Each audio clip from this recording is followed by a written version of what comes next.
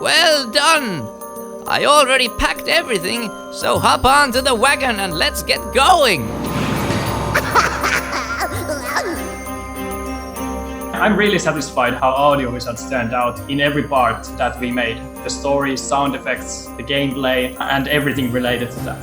From myTrueSound, the new audio game, AudioWizards. In this game, we didn't want to make a game just with audio, so the game has also visuals, because blind players, they are asking us to make games which are interested for everybody. They want to talk with their friends about the games. Available in the App Store and the Google Play Store. An audio game with 3D sound, swiping gestures, and killer audio you're dying to survive for. You have a level, you face enemies, they come from 3 different directions and you must not have them reach you. So you must defeat them before they reach and attack you. This game, it's not only for the blind, it's for everybody. So hopefully the mouth-to-mouth pays off and many people then supports that we keep doing games, because that's what we want. Yeah, it's really heartwarming, some of the comments that we get, and sometimes you can see us smiling really widely on some kind words that some people give us. If you download AudioWizards and you like it, tell a friend, let them tell a friend. And if you like Blind Abilities, tell a friend and let them know that. You can find more podcasts with the blindness perspective on the web at www.blindabilities.com, on Twitter @blindabilities, and download the free Blind Abilities app from the App Store and Google Play Store. That's 2 words, Blind Abilities. Hello? Sounderman the Master Wizard? Keep it up! And now, here's the team from myTrueSound. We hope you enjoy. Let's get going! Welcome to Blind Abilities. I'm Jeff Thompson, and today in the studio, I got the team from myTrueSound talking about the new game AudioWizards. We got Davicd, Jani, and Alecsi. How you doing? We are doing good. Yeah, we're fine. Yeah, great, thanks. Thanks for having us. Well, congratulations to the entire myTrueSound team and all the people that assisted you in putting this together, whether they be volunteers or musicians or beta testers. Congratulations. Can one of you tell the listeners a little bit about myTrueSound's brand new audio game, AudioWizards? Well, I could explain it a little bit. So AudioWizards is an audio game where you play as a wizard apprentice for a wizard mentor whose name is Sounderman. Sounderman the Master Wizard. And together with him, you defeat distortions that are imbued in elemental magics. You seem quite good at this. They seem to be retreating for now. Oh, cool. How is the interaction with the user to the game? In the game, you can hear enemies make different sounds. For example, there are 4 elements in the game: fire, water, lightning, and earth. And each type of element makes their own distinctive sound. For example, if you can hear a fire enemy approaching you, you must counter it with its weakness, which is water. And elements work kind of like in a cycle. Lightning is countered by fire, and fire is countered by water. Water is countered by lightning, and lightning is countered by earth. And it's like an arcade type of game where you have a level, you face enemies, they come from 3 different directions, and you must not have them reach you. So you must defeat them before they reach and attack you. Yeah, and it sounds like easy, but actually it is not so easy, to remember where the spells it is, and because you need to recognize them and then also detect which direction they are approaching you. And so there is some cognitive demand in the game, and people has been liking it pretty much. I think it's a fun game. You know, I really like the interaction because I'm used to swiping, and then with the audio, coming from the left or from the front or from the right, you really had to pay attention to who was coming and the different sounds. Good job on that interface. Well, we actually simplified a bit the thing, so it's not a game where you can rotate and really get the full immersive experience. So we wanted to take more an arcade approach. Actually, it has succeeded very well. And then there is the singularity that in this game, we didn't want to make a game just with audio. So the game has also visuals, because blind players, they are asking us like to make games which are interested for everybody. They want to talk with their friends about the games. And we found a very nice way to do it with quite simplistic graphics, but actually like very nice. It makes the game much solid, like much better product. We wanted to differentiate ourselves a little bit from other audio games by including the graphics, and we tried to find a unique, distinctive look into the game, as with story and audio together. We think that AudioWizards can be quite distinctive from many other audio games. What it's true also is that it was good that the design started from the audio part. So it was an audio game where finally we added visuals. I think it was very important like to realize from the beginning that this is an audio game, and so the sounds have to provide you all the information to play. And actually when you listen to those enemies who are approaching to you, and if you can see the screen, you might not see those enemies until they are like very close to you. So in that way we compensate the extra advantage that the sighted players might have. So what we are actually doing, it's like we encourage them to play the game by the listening. And actually I'm playing the game by the listening, and I think it's much more fun to do it than just by staring at the screen. So in the creation of AudioWizards, how did the story for AudioWizards begin? Actually, it started as a university project. myTrueSound asked the students from the university, okay, we want to do an audio game, and it has to be fun, it has to be interesting. We explained them like what an audio game was, and then we kind of let them like free hands to design the game. It was a process that it took some few months, and 9 students were participated on that project. And after that, they actually made a demo, a prototype, and then it was so good that I asked some of them, do you want to continue? And perhaps Jani is the one that can tell us better like how then they continue. Yeah, after the university project, 5 of us from the original group of 9 continued on the game. At that point, I think we really found the focus in the AudioWizards. Before that, it was kind of more like a demo, a tech version demonstrating what kind of original idea we had. But after that, we really grabbed onto the vision we had during the project. The last 3 months on the development has been trying to polish that vision on the game. Oh, that's great. That's great. Your responses have been good so far, and I think it's exciting that you guys are doing this for the blind and visually impaired. Yeah, it's really heartwarming, some of the comments that we get, and sometimes you can see us smiling really widely on some kind words that some people give us. I think that's one of the best parts of being a game developer, especially for a niche audience, that you gain this kind of heartwarming response. What kind of passion does it take as developers of games like this to focus in and try to create games for such a niche audience? As you know, like this company, I started a bit from my background in acoustics. And when I thought that I wanted to start a research project in university where I'm working full time, where the blind people will come as audio experts, like to help us to fix the algorithms that we were using in games. That's how actually it came the idea of, okay, what about if we do audio games? We ask people to join the team, and if we are able to satisfy the hearing of blind players, then we will be able to satisfy the hearing of everybody. And that's a bit how it came. And then pretty soon it came like the feeling that we were doing something special, something that many people has been trying. And it's pretty hard to become actually a developer of audio games, since it's a niche and it's a small market. But then on the other hand, the feedback that we get, it helps a lot. In this game, there has been about 50 blind people participating in one way or another. We have had all the beta testers, but we have had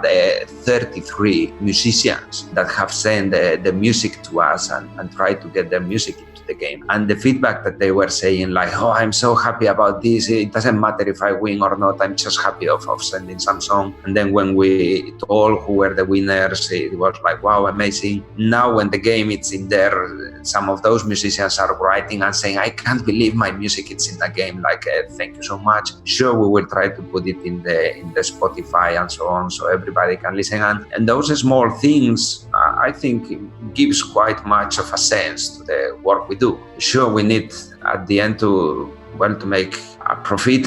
It's impossible to continue if we are not able to pay the salaries of those guys. But let's see how the thing goes. At this moment, we are super satisfied of what has been the response from the public and all the messages we got. So it has been great.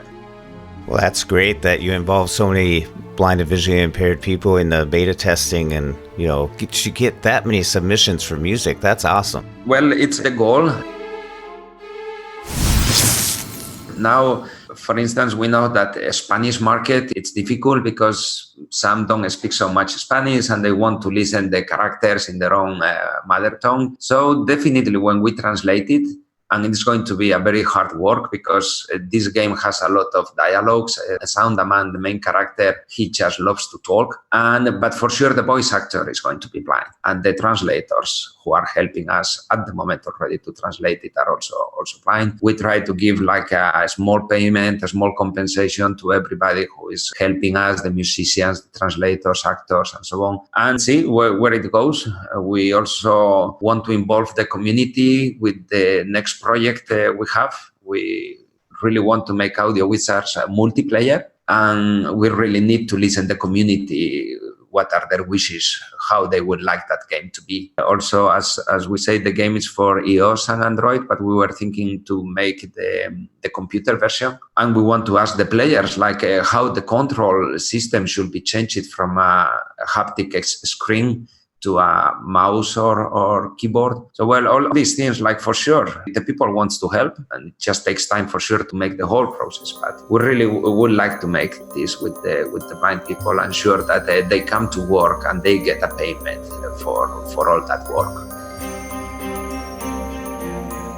I think this game, AudioWizards, is really it's from us to the community. We want the game to feel like that many people have been part of it. And we wish that too. We want that the game pleases the audience as much as possible. And we think that community input is really important in that part. Yeah, it's neat to have that feedback and the satisfaction. Like you said, you're smiling when you get some of that feedback. That's awesome. So all the people in Google Play, download AudioWizards, and if you haven't gotten it on your iOS, get it now, and there's more to come. I like the fact that you're talking about multiple player and stuff like that. It just seems like this could grow and grow. Absolutely. At least from the beginning, it's what people were saying, that we want to talk about the same players with our friends. We are tired that they play Fortnite and we can't play Fortnite, and we want to talk the same thing. So definitely the multiplayer is like a challenge that we need to solve it. But we need to make it in a way that it's super interesting. It's not only about fighting against your friend, but how to beat it. There should be some strategy, some thinking going on. It's not only about the reaction time, how fast you identify the sounds. So we really need to think about it, but I think it's the future. And me as a game developer and the whole team, we for sure will respect the word at all. Multiplayer is big words, but it's where we are aiming actually. If we handle to, sure, we need this response from the community. If people don't download the AudioWizards, the first version, it's going to be difficult to prove to ourselves that yes, we should do the multiplayer. I mean, if we get a small number of downloads, then it's quite difficult to continue. But so far it's going quite good. There has been very good attention, and people is loving the game. And now what we just wait is that they talk about the game to their friends, they call, and the mouth to mouth starts to pay off, because we know that there are millions of people interested in gaming. And as we said, this game, it's not only for the blind, it's for everybody. So hopefully the mouth to mouth pays off, and many people then supports that we keep doing games, because that's what we want. We actually simultaneously preparing a second game called Music Maze. There are visuals, but it's an audio game. It's done by a separate team. We are also very excited about it. So ideas and energy we have, hopefully we can make them. Who actually sat down with AudioWizards and started writing the story? Came up with the idea? Is that how it starts? You write a story and then you figure out how you can implement it? Go through that process. I'm probably the most responsible for the story. I wrote the script While I'm not a script writer by myself, I like writing a lot. I really liked that challenge to write some kind of script for the game. One of the focus that I had was that I want the players to feel like Soundman, especially as a character, is a little bit like a goofy head kind of guy that seems all big talk and sometimes might give a stupid joke, but still like feel relatable for the player. Oh, my tea is almost ready. Can you hold on the distortions while I go get it? It was a hard process to write 20 levels worth of script for a mobile game where stories aren't usually that big of a focus. Its own challenges, but thankfully we had a great team, and many of the inputs in the scripts are, while I might have written them down first, I got a lot of feedback from my team, and things that didn't work were written out and modified to give a better feeling about it. Once you have the story, then who takes over like building the code to make this come to life? We had 3 programmers, 2 of them stayed, 1 left. And one of them focused mainly on the audio side. And I think all of them did really great job implementing the story into the game. A large part of the gameplay elements and the feel the player gets are from the programmers. And the sound effects are really like something that gives the script a proper life. The script feels more than just words and voice acting. It also feels like the world is alive and more things happening in AudioWizards than just Soundman's words. I want to say something about those guys, and it's the emotion and the passion that they put in the work.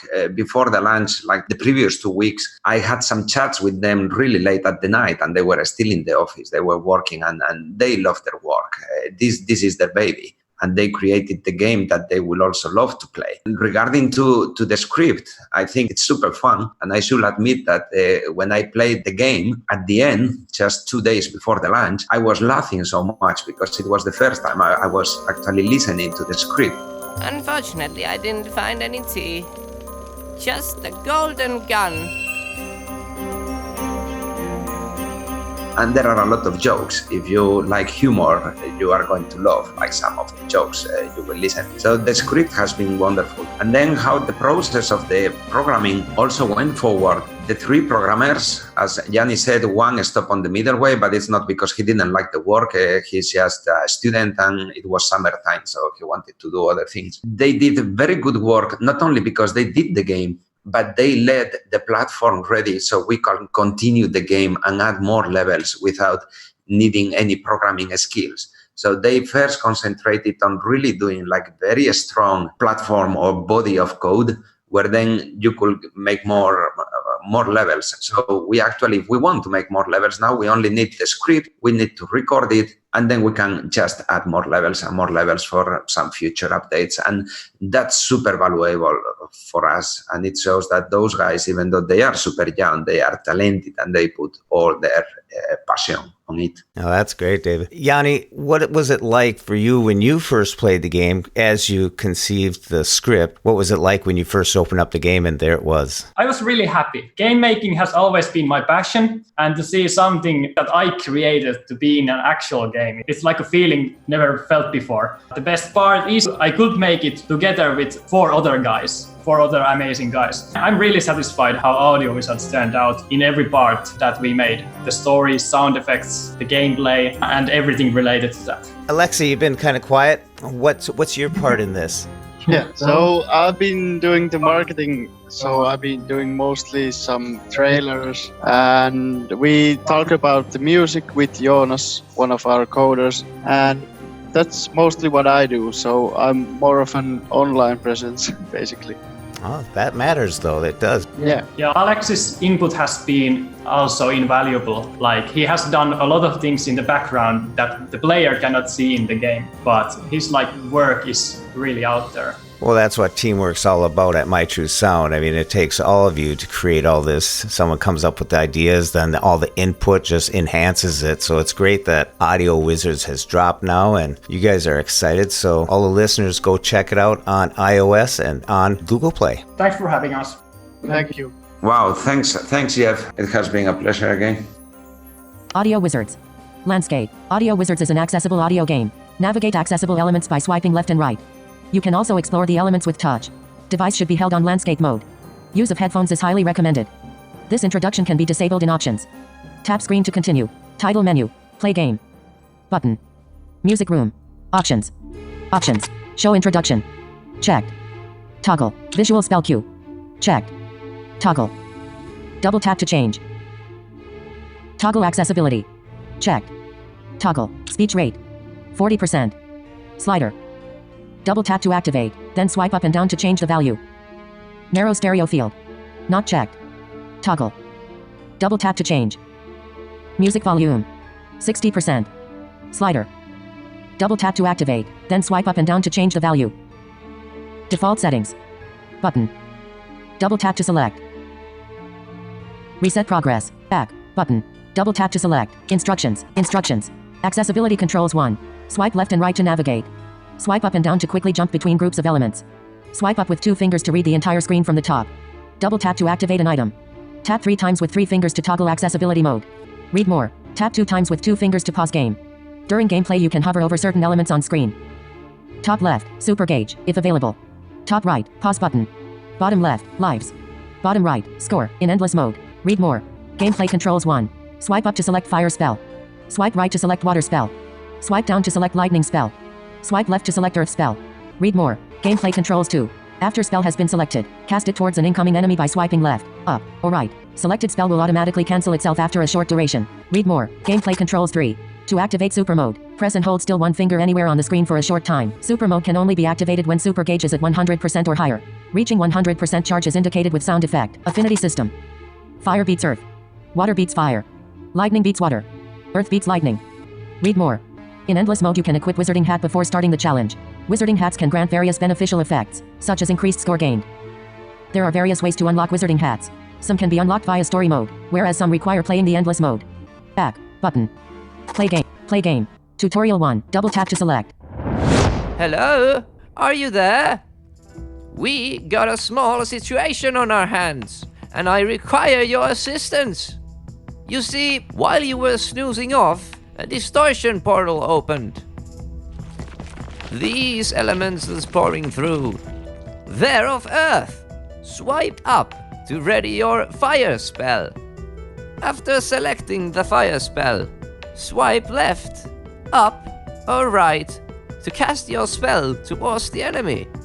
Remember to act quick, or the spell expires. Here they come!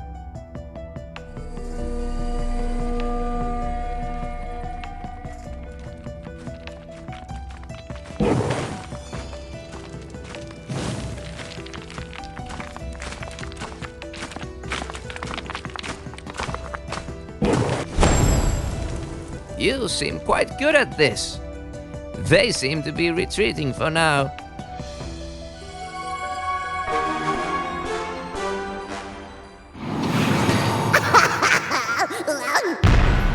When we share what we see through each other's eyes, we can then begin to bridge the gap between the limited expectations and the reality of blind abilities. The realities of blind abilities. For more podcasts with a blindness perspective, check us out on the web at www.blindabilities.com, on Twitter at blindabilities. Download our app from the App Store, blindabilities, that's 2 words, or send us an email at info@blindabilities.com. Thanks for listening.